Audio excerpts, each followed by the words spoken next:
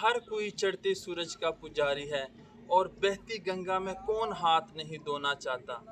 आज अरशद का नाम मैंने टीवी, अखबारों और सोशल मीडिया के डिफरेंट प्लेटफॉर्म पर सुना तो मेरे जहन में एक और अरशद का नाम ताज़ा हो गया। फ़र्क सिर्फ इतना था कि ये अरशद हाल है और वो अरशद माजी बन चुका था, और इस अरशद के नाम के साथ अरशद नदीम लिखा जाता है, जबकि उस अरशद के नाम के साथ अरशद शरीफ लिखा जाता था। दोनों अपने प्रोफेशन में महारत रखते हैं, एक जो कि टॉप क्लास का जर्नलिस्ट था और दूसरा जिसने गोल्ड मेडल हासिल करके अपना लोहा मनवाया। आप सोचते होंगे कि मुझे अरशद शरीफ के जाने की दुख और अरशद नदीम के जीतने की खुशी होगी, लेकिन दर हकीकत मुझे अंदेशा है कि कहीं अरशद नदीम कुछ वक़्त के बाद गुमनामियों और तारीकियों में कहीं दंस ना जाए, क्योंकि कहते हैं ऐसा ना हो कि 4 दिन की चांदनी फिर अंधेरी रात और उसके बाद फिर अरशद नदीम को जानने वाला कोई ना हो। ये मेरे सोने पाकिस्तान की धरती है और मैं इस धरती से और यहाँ पर रहने वाले लोगों से मोहब्बत करता हूँ। इस सरज़मीन ने बड़े बड़े रुस्तम, दानिश्वर और मुफक्कर पैदा किए हैं, और जिन्होंने अपनी मेहनत काबिलियत की वजह से एक मकाम हासिल किया, लेकिन फिर कोई ऐसा वक़्वा रहनुमा हो जाता है जिसकी वजह से वो धड़म से नीचे गिर पड़ते हैं। तो ऐसा क्यों है?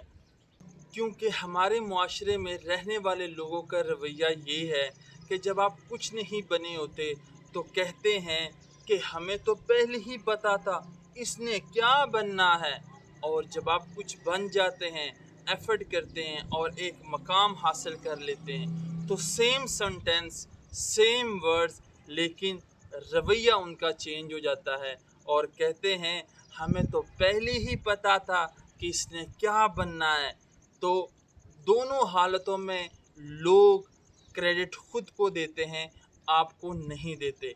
इसी तरह की सूरत हाल का सामना करना पड़ा अरशद नदीम को, क्योंकि जब उसको कोई जानने वाला ना था और वो एफ़र्ट करता रहा और आज जब उसने गोल्ड मेडल हासिल कर लिया तो हर कोई कह रहा है कि जनाब हम अरशद नदीम का सपोर्ट करते हैं, हम उनको गाड़ी दे रहे हैं, हम उनको प्लाट दे रहे हैं, हम उसको गिफ्ट दे रहे हैं, और जब वो कुछ नहीं था तो उसको पूछने वाला भी कोई नहीं था।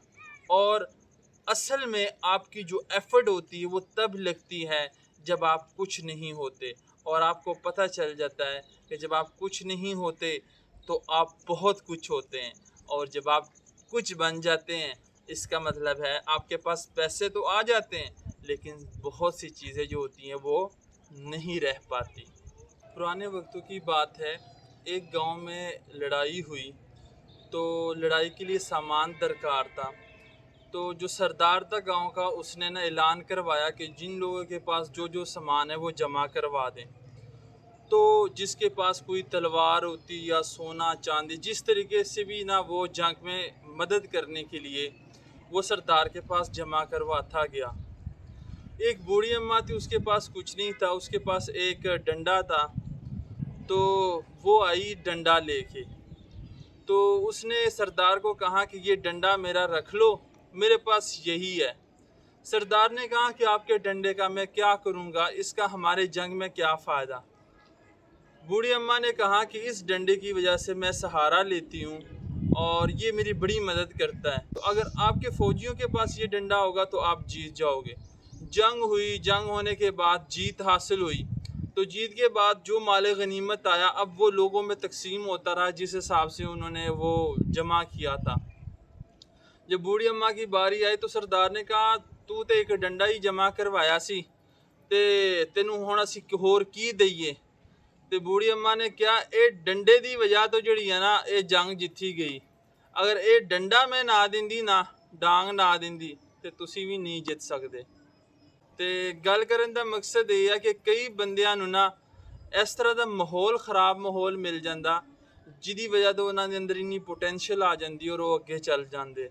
اگر انہوں نے اچھا ماحول پرووائڈ کیتا جائے تو مے بھی انہوں کو انی پوٹینشیلی نہ ہوئے کہ وہ اگے موو کر جان. انسان دے اتنے جڑا انوائرمنٹ ہے نا وہ بہت اثر ہوتا وا. آخر میں ایک پیغام کہ نیزہ ضرور پھینکیں لیکن کسی پہ نہ پھینکیں، کیونکہ آپ کا کسی پہ پھینکنے سے اس کی جان کو خطرہ ہو سکتا ہے، کیونکہ ہر انسان کی فیملی ہوتی ہے. اور آپس میں محبت اور پیار کو بانٹیں اور نفرتوں کو نہ پھیلائیں اور نفرتوں کا خاتمہ کریں. اگر آپ کو یہ ویڈیو اچھی لگے تو ویڈیو کو لائک کریں، سبسکرائب کریں اور دوستوں کے ساتھ ضرور شیئر کریں. سلام.